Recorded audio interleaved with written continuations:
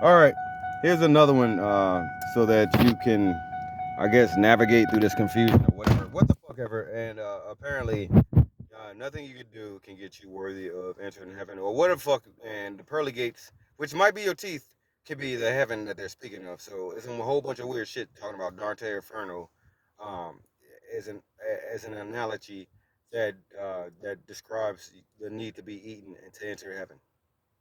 Now, uh, it looks like, say for example, we got weed, we got marijuana, we got Mary Jane, we got a whole bunch of like words for including pot, um, grass, marijuana. And when it boils down to it, the confusion is when you say pot and it says something like, I guess if you try to keep your body clean and all that shit because your temple is your God, your God, your body is the temple of God or whatnot. And I'm smoking right now, which is supposed to be, which is bad in my book.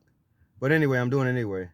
And how would you put it? So that makes me a hypocrite, I guess, or some shit like that. But the point that I'm trying to make is when you hear, uh, you know, pot, I guess what they're referring to is this pot, which makes it clean, so that you don't fucking fuck up your body. So pot like this. So instead of smoking pot, that's the pot you're supposed to be dealing with. Now, some people smoke pot for religious reasons and call it a gateway, but that could be also propaganda because you never know. And if you're not in the mind of God, how the hell would you know? And I'm literally listening to voices attack on a daily basis, and that's supposed to be teaching me that I'm strong. And you can end up in a sane asylum.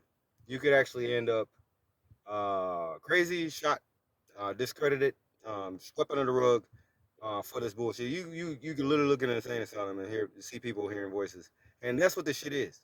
Harriet Tubman heard voices. Uh, Malcolm X and Martin Luther King were edified, I guess. And what's really fucking funny about it, Jesus heard voices, and you got a whole bunch of other people that heard voices, and you can't say if I can say Jesus is real or not. It's kind of weird, but you can't say that there's a whole bunch of word games, which apparently curses you, and you can literally live a decent life and still be cursed. So it's some weird shit. If you were born, apparently that's a sin, and that's how you're born into sin because you're born into believing the world or hearing the words and agreeing with some shit, or being attacked and then learning to fear or whatever the fuck it is, or siding with Satan or whatever it is, because you never know what the hell is going on just by hearing a voice.